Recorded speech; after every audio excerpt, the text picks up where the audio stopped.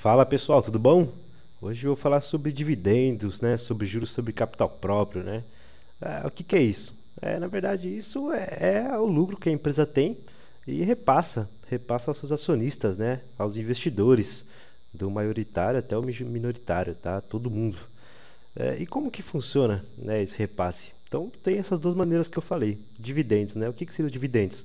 O dividendos, né, a empresa ao fechar o exercício dela, depende muito de empresa para empresa, tá? Algumas apuram de mês a mês, algumas de 3 em 3 meses, outras de 6 em 6, outras anualmente. Mas o que que é isso? Ela pega esse lucro apurado no exercício e uma parte desse lucro ela distribui para os seus investidores, né?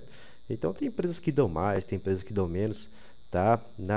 Nessa análise, né, sobre esse prisma, só vale realmente a empresa que dá lucro, tá? A empresa que não dá lucro deveria estar totalmente fora do radar, né? Não sei que há uma expectativa muito grande em relação a ela.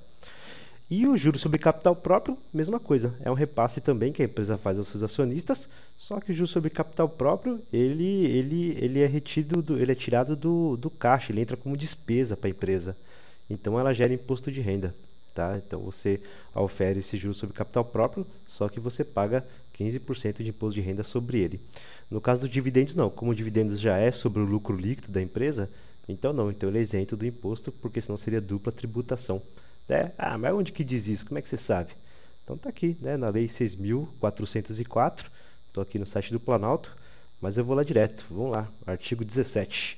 Então no artigo 17, parágrafo 1º, item 1, o direito de participar do dividendo a ser distribuído corresponde a, pelo menos, 25% do lucro líquido do exercício. Tá? Então é isso que a empresa vai passar para o acionista, no mínimo, no caso dela ter lucro. E como é percentual, o lucro da empresa afeta totalmente o resultado que você vai auferir, né? Eu aqui separei aqui, algumas ações, tá?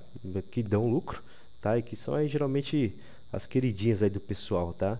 É importante notar, antes de eu entrar em mais detalhes, que isso aqui são dados estáticos, tá? São dados do momento. Então é importante realmente uma análise fundamentalista mais profunda. Para quê?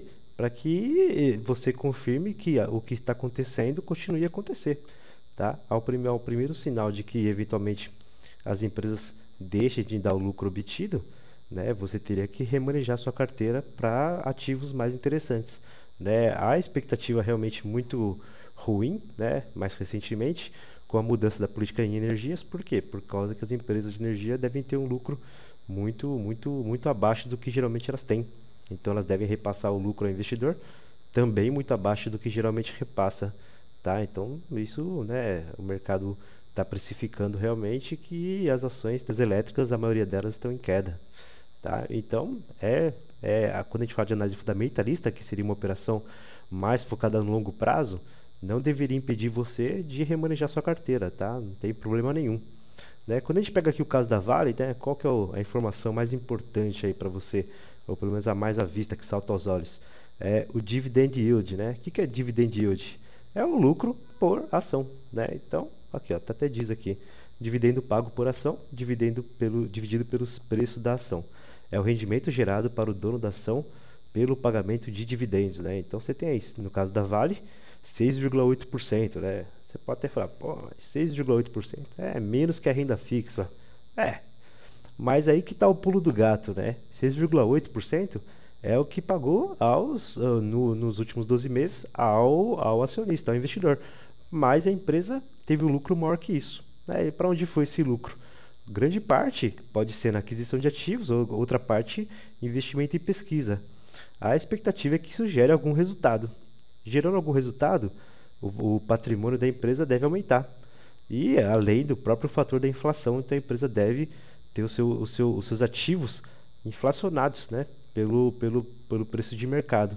O que isso gera? Isso gera uma pressão do ponto de vista de médio e longo prazo no preço das ações. Então você tem o dividend yield, que é um lucro que você realmente recebe e coloca no bolso, cai direto na sua conta corrente, mas as ações que você possui tendem a médio e longo prazo se valorizarem, assumindo o fato de que nada mais vai mudar, né? Então, se você fizer uma análise considerando que as coisas continuarão como estão, é bem interessante, né? A pessoa que comprar Vale hoje aí a 27,70 na cotação do dia 18/8, recebendo dividend yield de 6,8%, ela deve em 15 anos ter um custo de aquisição líquido zero.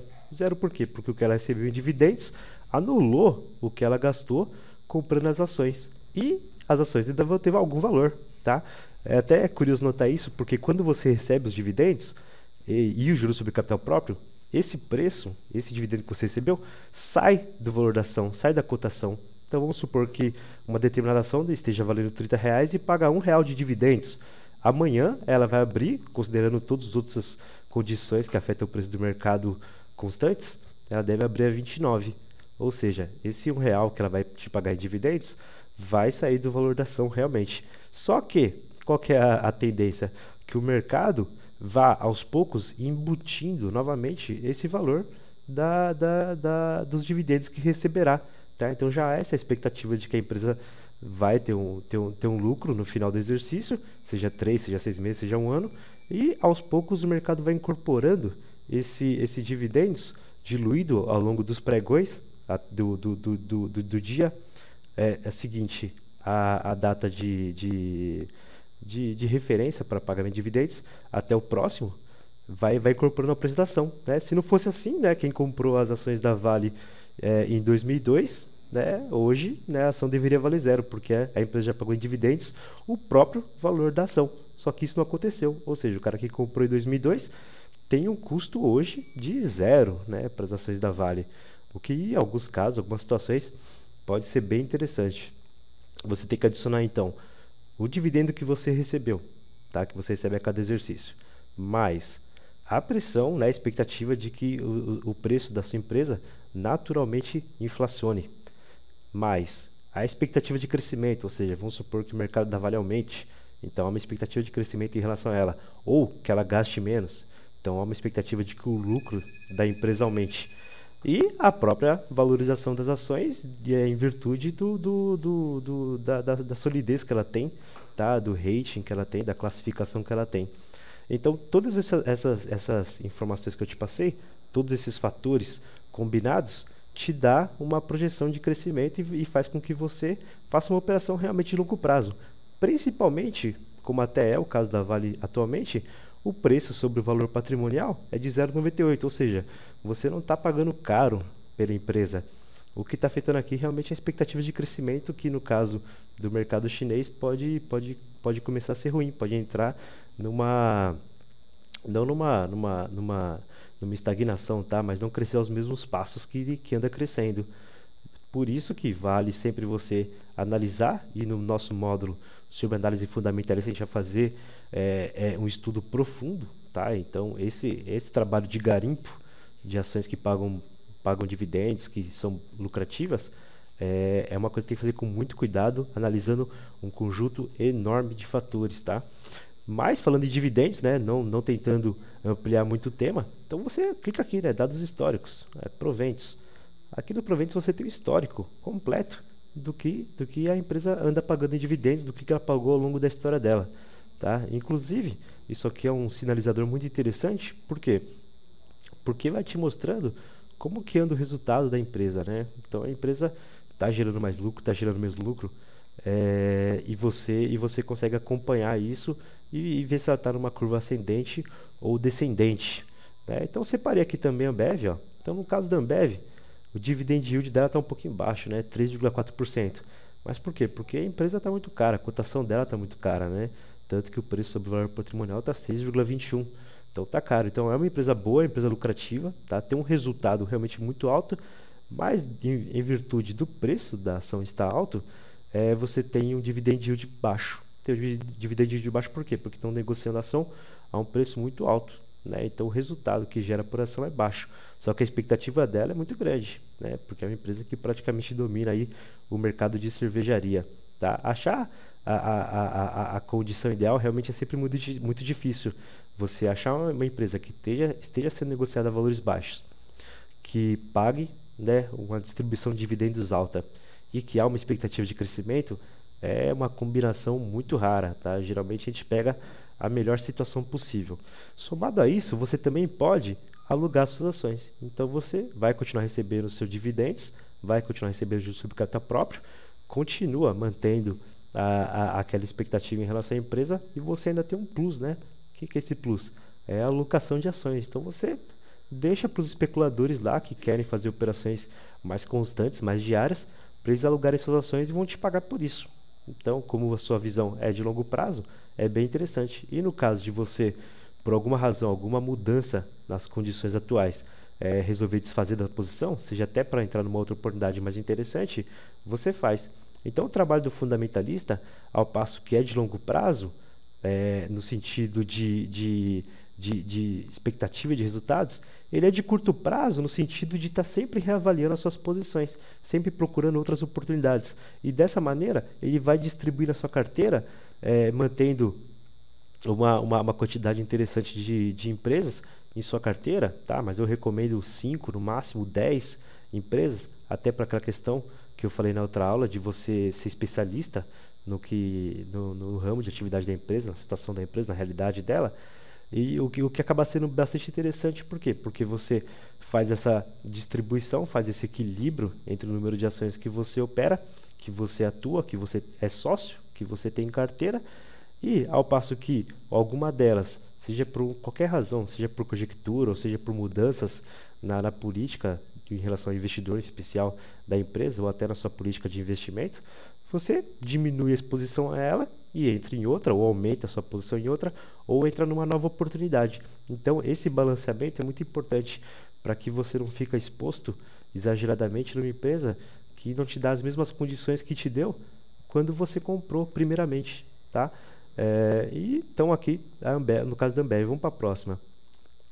A Tractebel, né? Tractebel. É uma empresa de energia, então não há uma expectativa um pouco temerária em relação a ela, mas, né, os dados estão lá, né? Então 4,2% de dividendos, bem interessante também, mas o preço sobre o patrimônio continua um pouco elevado, tá? A próxima que a gente tem é a Metal Leve, já o mercado não tão exposto assim, bem interessante. E dividendos muito alto, né? 7,2%. Esse é o ano, tá? Essa taxa. E o preço dela já não está tão alto. Então, é esse trabalho de garimpo, ir procurando, ir pesquisando. O ideal realmente, principalmente para quem quer montar uma carteira do início, é pegar todas as ações mesmo, principalmente as que fazem parte do índice Bovespa, e ver uma por uma. Vai vendo uma por uma, vai compilando essas informações, para daí sim, com calma, você fazer a operação, né? A operação de análise fundamentalista, ela nunca é uma operação apressada, tá?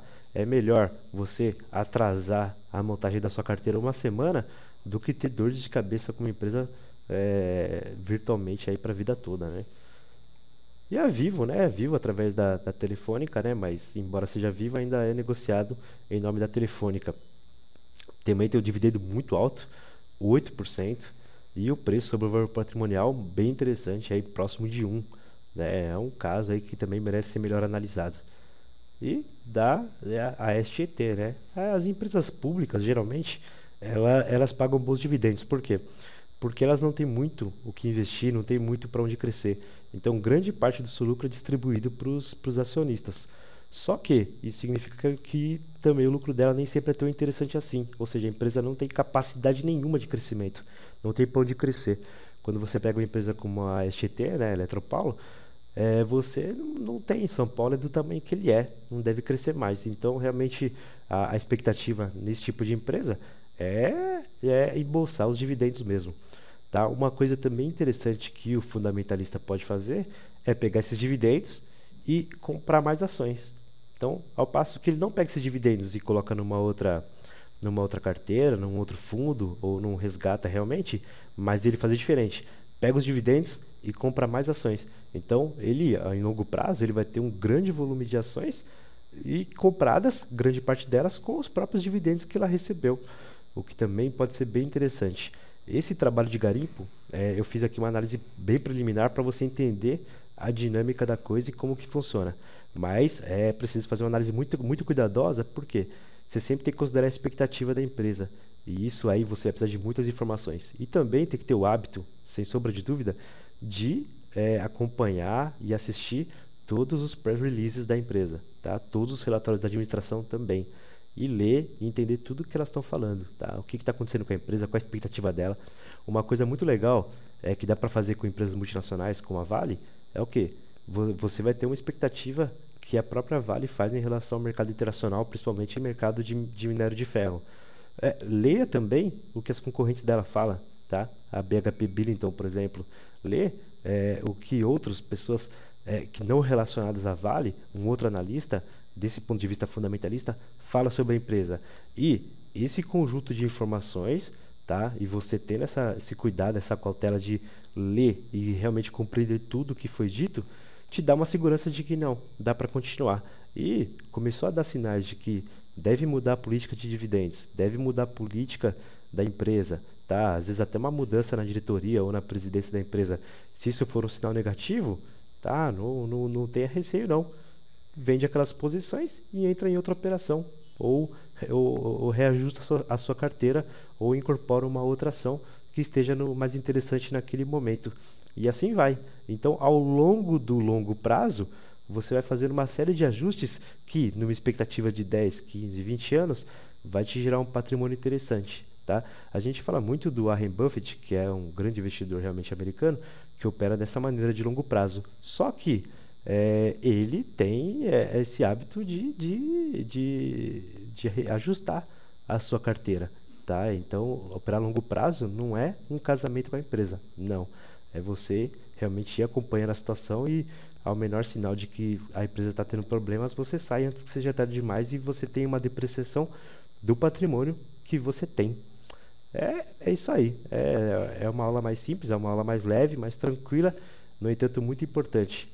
Eu recomendo realmente que faça um módulo de imersão em análise fundamentalista, porque a gente vai analisar cada item a item das empresas interessantes, para você entender como que é feito esse trabalho de garimpo. Tá joia? Obrigado, pessoal. Até a próxima aula.